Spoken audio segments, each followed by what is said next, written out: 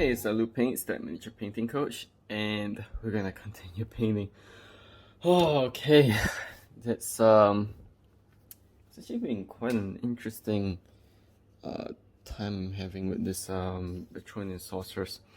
Now, if you're new to the video, brushes and paints down here, reference of light and shadows up here, down here, and there's a color chroma up here for you to look at, and the camera that's over there is actually looking at my wet palette, so you kind of know what's going on. I think it's pretty self-explanatory. Alright, so where were we the last time? We actually need to fix that saturation on the hair, so we will do that. And Latin says is the saturation, like having some colors, so we'll just take our feather brush, and just kind of place it at the top here. All right.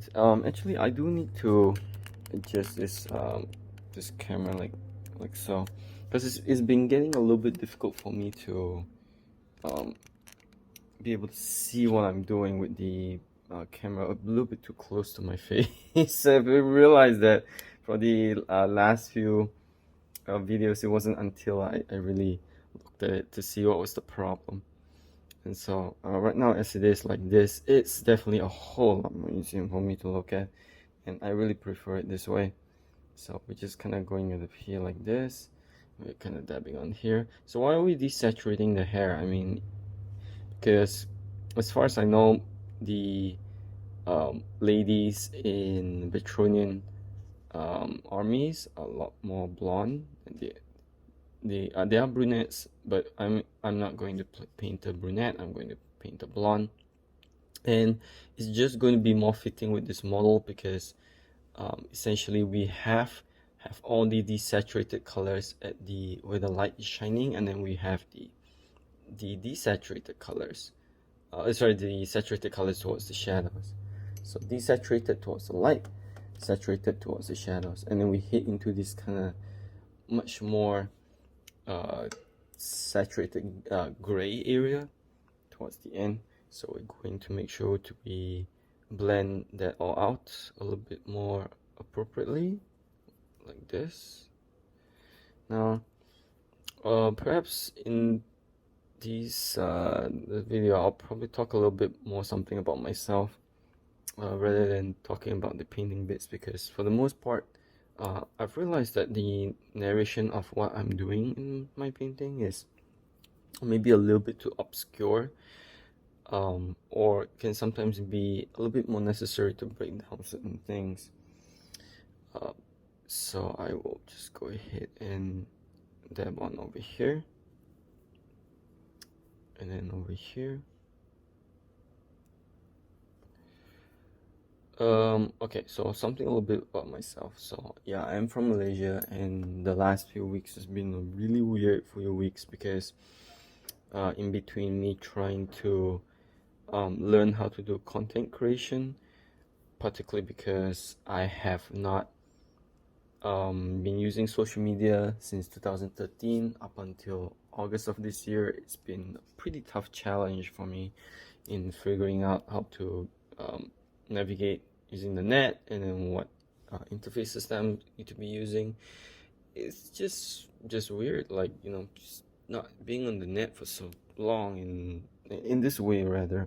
Like, I was still once in a while playing games like 2 years ago, or more frequently 2 years ago, I'd say, or the beginning of this year. It was mostly locals with people that I knew, and of course it's downloading stuff from the internet, or just when I need to read something. But it's just not the same. It's not the same like interacting with people online across the globe. And so me having to adjust myself doing that has been quite a huge challenge.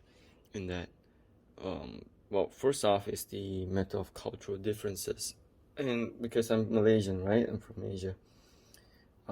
I used to when I was younger have a lot of westernized, what we call westernized in Asia, friends from anywhere from Middle Easterns, people from Europe, and then people from America, especially Americans.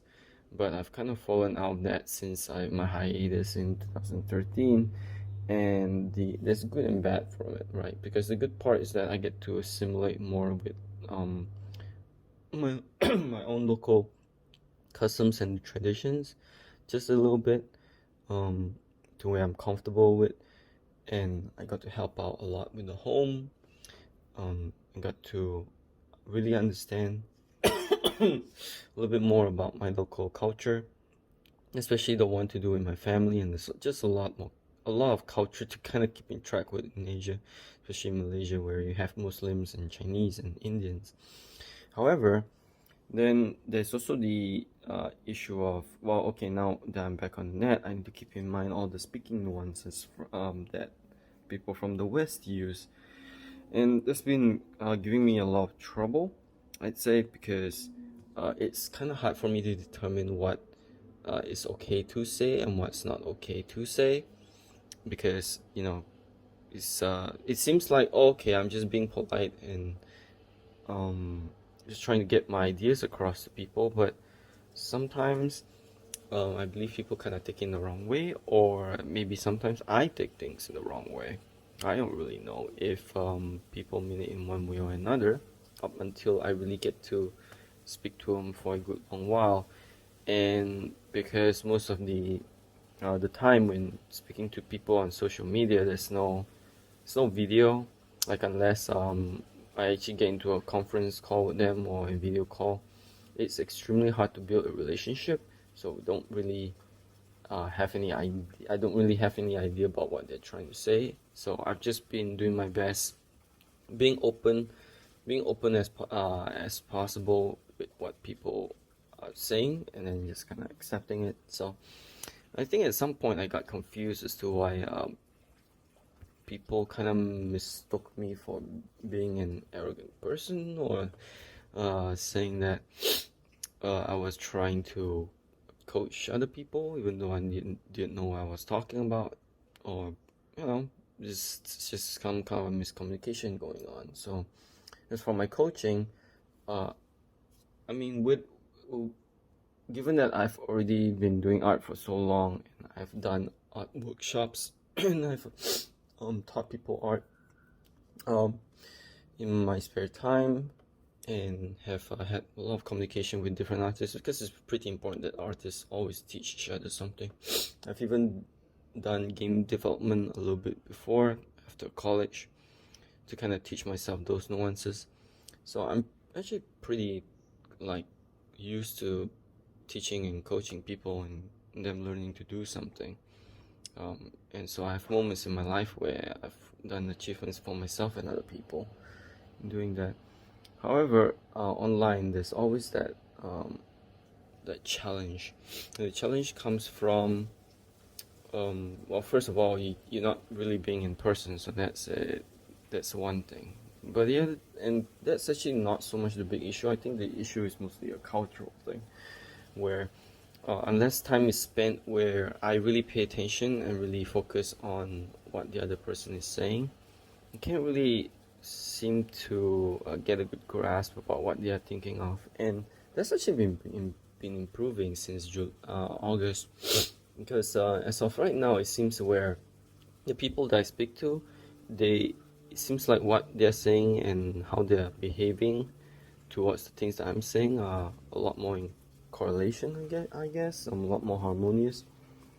In that I can kind of see what they're saying and just kind of understand it, and that's great, because it's not that it was painstaking or uncomfortable for me at the beginning. Actually, it was just really okay, because there's a bit of excitement that comes with trying to figure out what somebody is trying to tell you versus what you might just be assuming in your head. There's really not really anything more to that. Alright, so we can see that we've kind of desaturated that arm at the top, and so we just continue desaturating it. Oops, cat fur, we'll remove that. And well, else is there? Well, actually I'm enjoying my time discovering things right now, because I think once I've done enough of coaching, like the painters that I'm working with right now, they seem really comfortable with what I'm doing. And I mean, it's one thing because uh, right now the batch that I'm working with is uh, just they're going at it just really smoothly, and they're just kind of taking breaks according with the coronavirus because I've been adapting my time for them, um, and that's always tricky when it comes to coaching because people need to make sure that they are accounted for, and human beings, we as human beings, we get lazy. Otherwise, coaching and counseling just wouldn't be a thing. So I do need to keep them accountable.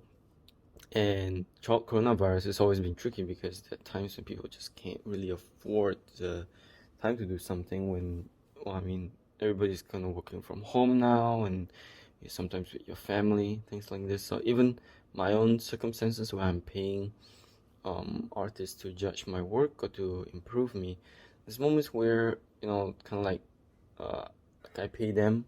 So I'm actually paying this miniature painter. It's a really good miniature painter um, to talk about my work, and it's tricky because sometimes it's just hard to get a reply or kind of know what's going on.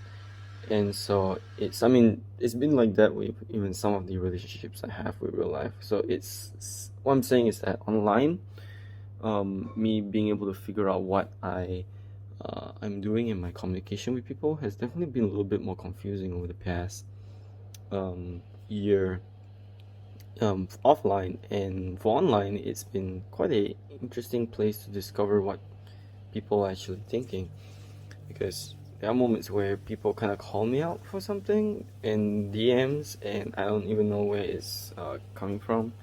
So some I like sometimes I try to talk with people, and they are just maybe a little bit too they felt a little bit too insulted by something that I said, so I can't really get them to go any more in depth into it. So there's always that. Other than that, so I think that I'm actually in a pretty good spot where I'm just kind of exploring what I'm doing for myself, and um, things are just going okay for me. Now I need to make sure to draw that pattern later on the shirt. I'm still not doing that here yet because it's just not necessary right now. I'm actually going to prepare some skin tones. As you can see here on my palette, the skin tones. And so I'm actually using for the most part, the skin tone to highlight. You don't really need more than that, to be honest. And I'm just going to dot on this like so to make this highlight more extruded over the curvature of the miniature, because the stuff in the darkness can still be a little bit messy, and it's fine because as far as the dark goes, I don't like to have my blends too clean, as how some people would place them. I prefer mine to be a little bit more I would say dirty, but the colors a little bit more messy underneath, because it feels like there's a mild expression going on. Okay, so I'm just gonna draw these wrinkles in this way, and I need to pause the video because my cat just went to the litter box. I need to clean her real quick. I'll be right back.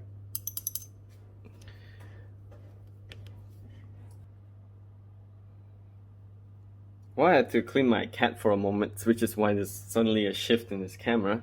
Well, let's just kind of place this down here again. Now, this stand actually, it's kind of weird because it's kind of like leaning forwards, isn't it? Okay, so let's continue to what I was doing the last time. If I recall, I was, oh yeah. So this highlights. So because I have to drop everything once in a while, kind of focus on whatever might be going on in the house. So we get moments like that where I couldn't actually have the opportunity to wet blend the highlights on this miniature, which is fine. We just go we just kind of have a really soft, thinned out glaze at the top. This is white, so it's always tricky with white. So we just kind of go at it like this, and make it just sufficiently smooth. I don't need it to be too smooth, because it's just not me to make things too smooth. go a little bit smoother over here, just a little bit. Just a little bit, okay. And we want to make sure to add in a little bit more to those crevices. And so I will bring back the my mixture over here. This will clean off the wet palette, because I believe that this brown that was initially made by my what's this, Purple Lake, and this what's this, Antelope Brown, it's already dried up. That's the problem with working with inks in my country, they dry up really quick. So I'm gonna re-add them over here, just in little bits so they're sufficient, because these inks, they dry up so fast even when I add just a little bit of retarder into the more slow dry medium. Okay, so now we're just gonna mix that with the slow dry medium to make sure I get the most out of it, like so. We can see there's this brown that's going on the palette that comes in like this, and that's after I add in the purple. So we're just gonna add in more magenta in here. Actually, a little bit more than that would be good. So that way we have something that's a little bit more warm, and we also still want to add in more turquoise into that. Why? Because it's a little bit too warm, and we just want to cool it off a little bit. There we go. There we go. Okay, so that's good, and that's just the right kind of hue that we need, that when we mix it with our other areas on our miniature, that it doesn't become too warm. So what I mean by that is, so I'm still going to wet blend just a little bit of this turquoise, and we're gonna do it like this into the crevices first,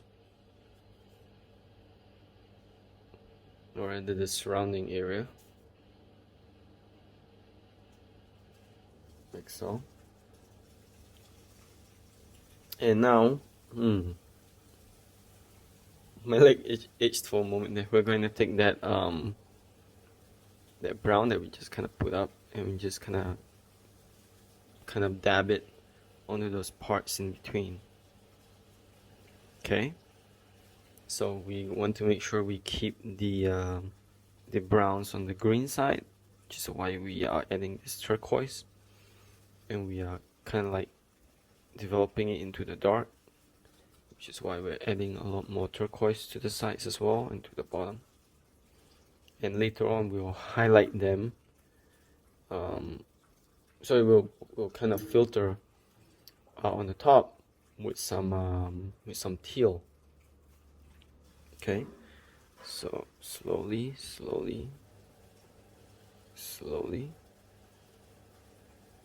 through here. All right, through the bottom here as well. And we're just gonna leave that first, and we'll also refresh our teal, because our teal for the most part is, if we're going to look at this, it's kind of runny now, right? So we're just gonna clean it up a little bit.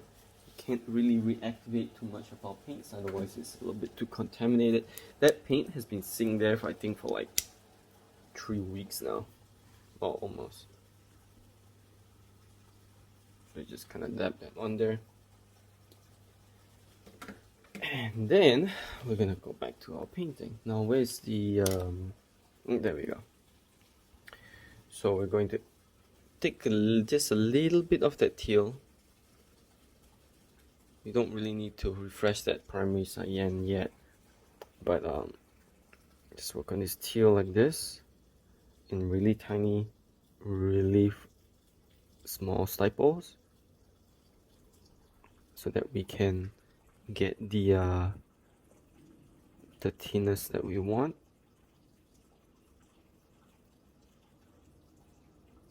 On the highlights,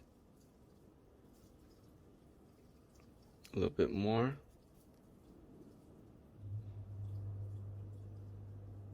a little bit more, and then we want to get these areas in between, which is important, like so. And we want to draw out that this is where those rough blends from underneath, from that chalky white, isn't going to matter too much because we are going to blend it ourselves into the darkness later on anyways. A little bit at the top here. And we are going to mix a bit of magenta in from there. Just a little bit will do. At the top here, just to kind of keep the magenta in. Now, why is it that originally that the undercoat was magenta to begin with? Because we wanted that for the shadows. We are still going to keep it on the magenta side, really subtly, because it seems that I've already overdone the teal there. So we're going to go at it really slowly, really slowly. Okay, you can see that it's taking shape, and we are going to really thin down our teal. Just kind of go with it in between, like so. Between here as well. Between here as well. Between here. And go at it more.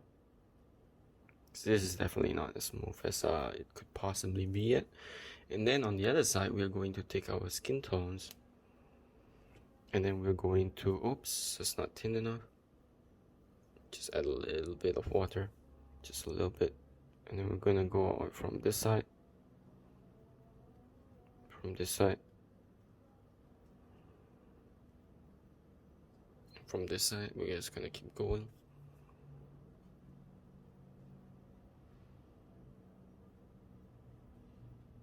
You can see that it's slowly moving in that desaturated point, which is what we want.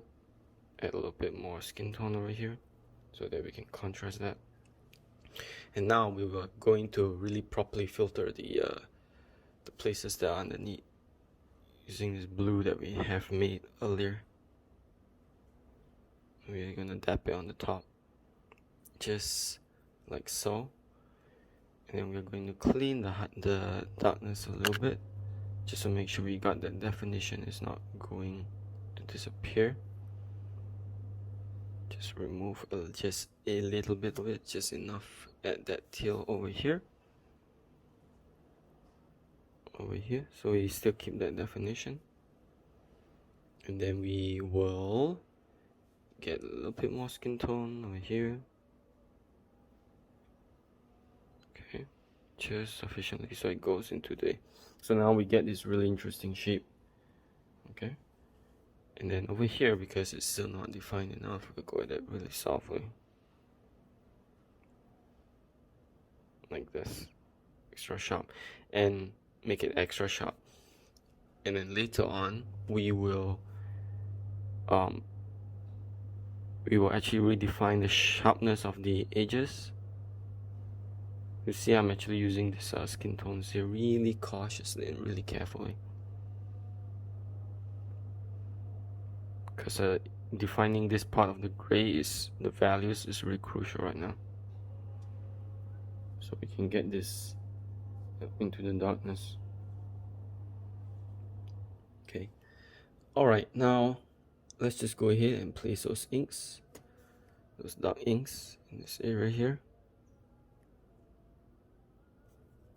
And we want to add in that magenta and turquoise, so we add in that magenta, and we add in our turquoise, more turquoise. Turquoise is a great color to use to really highlight darkness and blues. Slowly blend it in slowly. Okay, now we want to take a little bit of our skin and just go at it at those wrinkles at the top. We need to highlight them just a little bit more.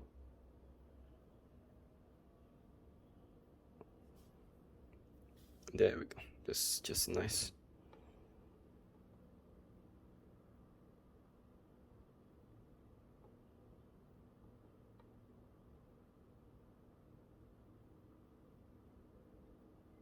See, I'm being pretty silent here because I need to make sure they come out smoothly. You can see that for the most part they did, and we're gonna do a little bit of cleanup. Just add a little bit of teal in there. Oops, not thinned enough. There we go. Just thinned, just nice. Blend it outwards, like so. So it becomes really subtle. And then we are just going to add just a little bit of magenta, kind of sink into the crevices a little bit more.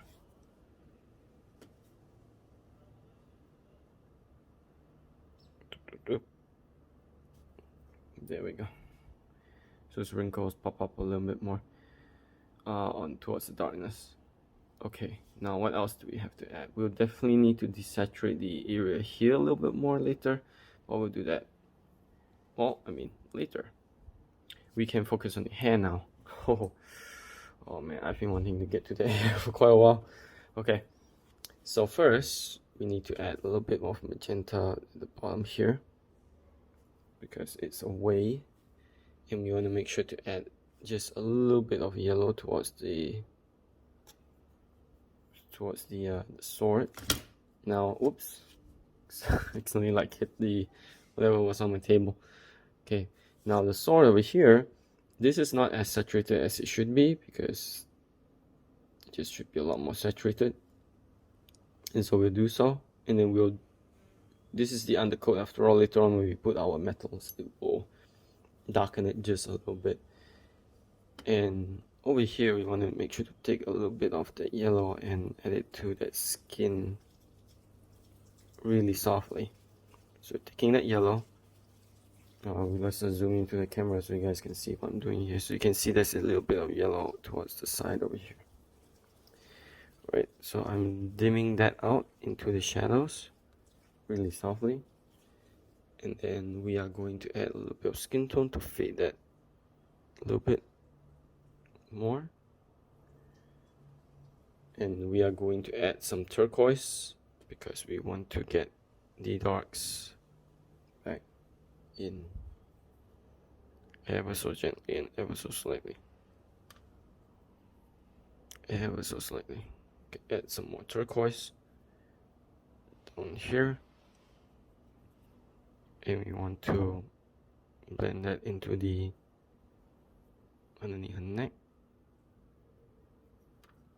So not all that thin enough, so we will go ahead and put skin tones right on the face a little bit more to get rid of the turquoise, blend it out rather, just a little bit more. Oh, there we go. It's a lot.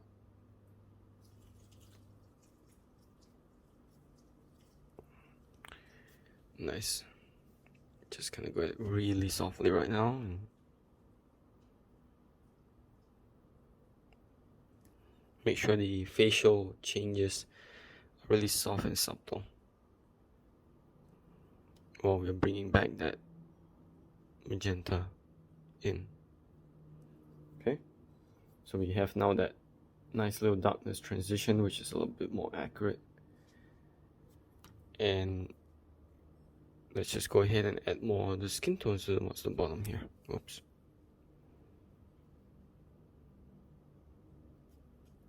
Okay, and then we want to, let's just go ahead and add this. There we go. So we have a little bit of a skin tone shine, and we want to make sure to darken that out a little bit so it's not very obvious. Okay, so let's see what we have to work with here. We need to desaturate this part of the like so.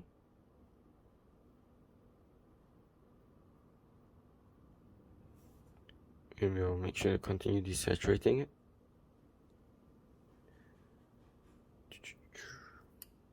Just how it's really soft, really easy. There we go.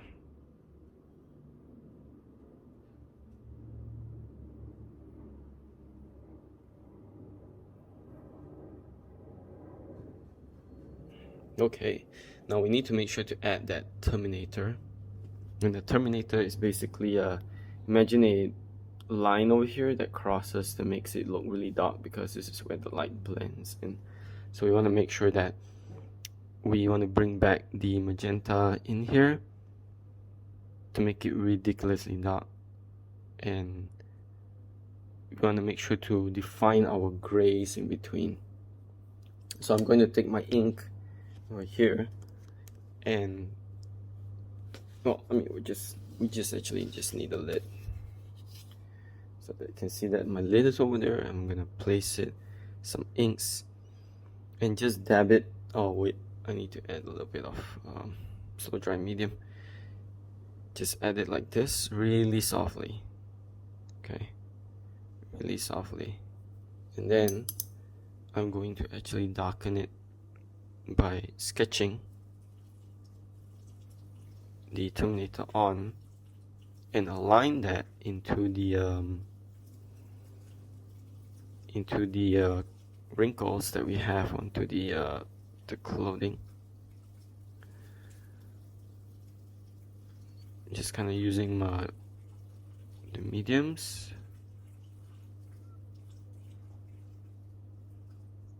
Okay, sketch it. Well, basically doing a little bit of wet blending, freehanding to get this wrinkles more obvious. And now this is one wrinkle under here that's really tough to see, so we're going to actually define it a lot more using more black, like so. And we're gonna add in more black into these areas, because that wrinkle is supposed to be way more darker. Okay, and one more over here. So it's just a little bit more darker. And then we are going to continue. Oops, actually we ran out of time. So I got so enveloped into whatever I was doing, I forgot to check on the time. Okay, so you can see that the transitions are now a lot more better on this side of the dress, and I really like how that light is coming in. It's a lot more realistic, and we have that reflection, and we kind of want to scale off all of this towards the rest of the miniature. Is this for tabletop quality? Nah, it's like this. Is it for display quality? I don't know if it's good enough for display quality. What I know is that this miniature is actually a pretty good challenge on the weaknesses that I have painting in these colors, light and shadow. Alright, so let's take care and see ya.